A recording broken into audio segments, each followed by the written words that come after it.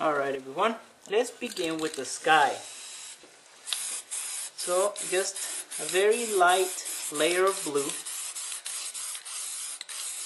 And see, the cool thing about using a light layer of blue is that it makes your clouds in the background. See that? All you have to do is just darken certain areas and instant clouds. See that? Well, it's a nifty little trick, huh? Alright, I think that's good enough. Let's create the grass. So you guys remember the grass technique, right? Just quick strokes upwards. Now, it's very similar to the fur technique that I've used in some of my paintings. A painting that I actually did quite recently was the wolf painting on the Dreamcatcher. I know I had a lot of questions if it was the same type of technique or what was the difference between them. It's actually pretty much the same, except on the wolf technique I use smaller strokes. And the smaller the strokes, well, the smaller the grass. You know, this is going to be pretty big, pretty tall grass. Anyways, we're going to do this throughout our painting. Magazine, just like this. Maybe like that. I'm going to go ahead and create a textured, could be a rock, it could be some land. Just like that. Maybe a little bit of all. See that? Okay. Now I'm going to add a little bit of black, like so.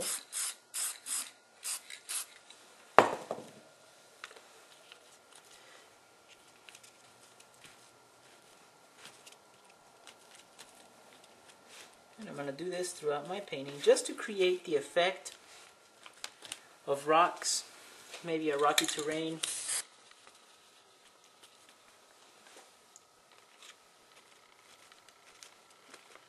I'm just going to add a faint background off in the distance.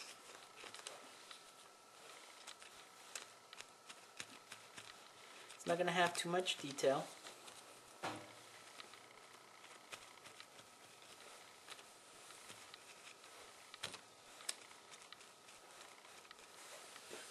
Just like so.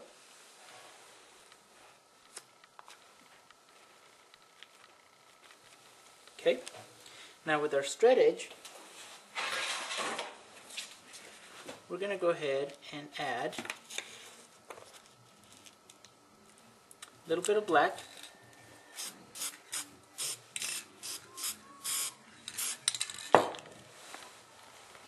With our foam, I'm going to go ahead and create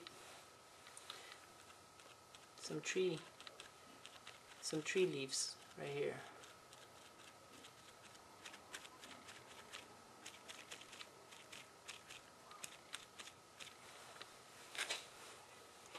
Okay, a little bit of yellow.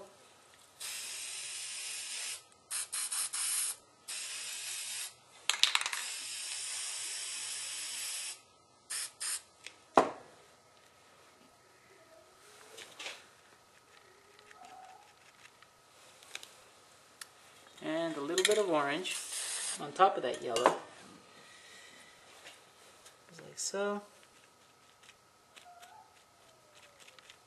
Maybe add some tree leaves back here.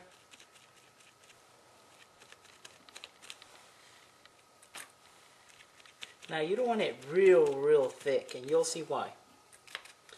But you do want some of that yellow showing up.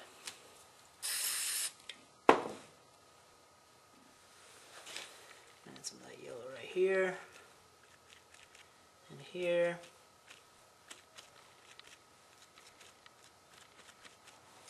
Now, right about here, I'm going to go ahead and add our sun.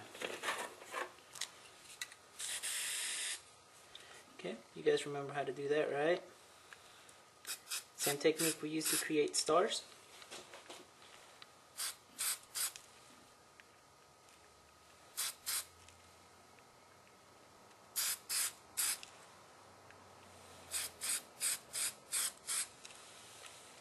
like so.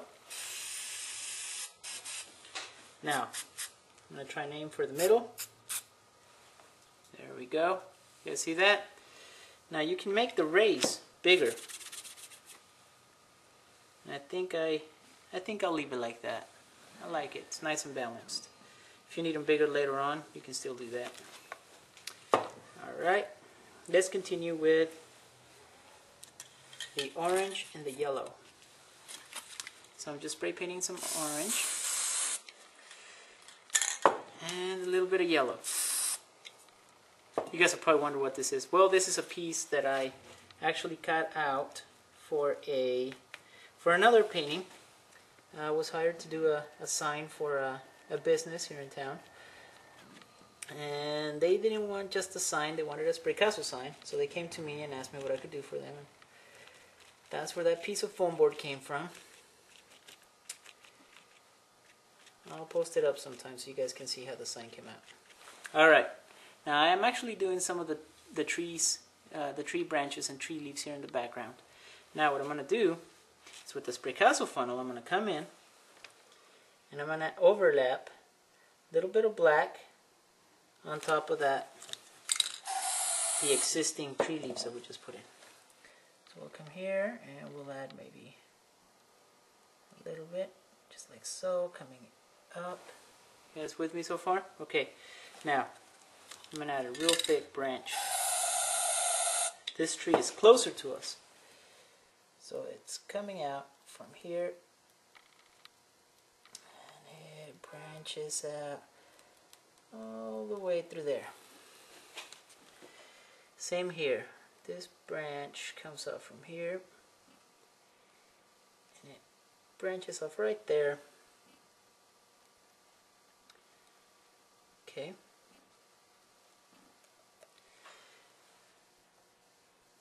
Alright. Now what we're going to do is we're going to make some smaller branches come out of these big ones. So we'll add just a little bit right that, like that, like that.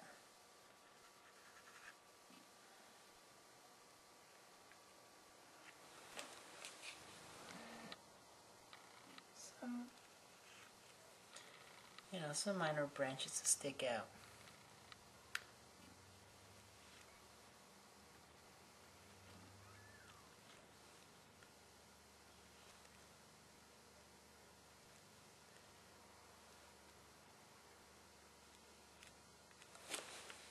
See that? See how that makes it come to life? Well, you can add a few more.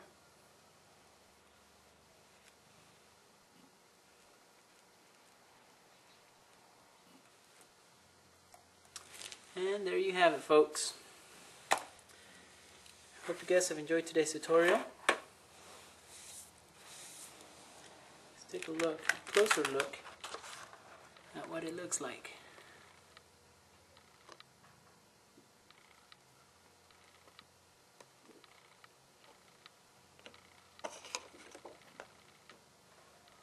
Well, there you go.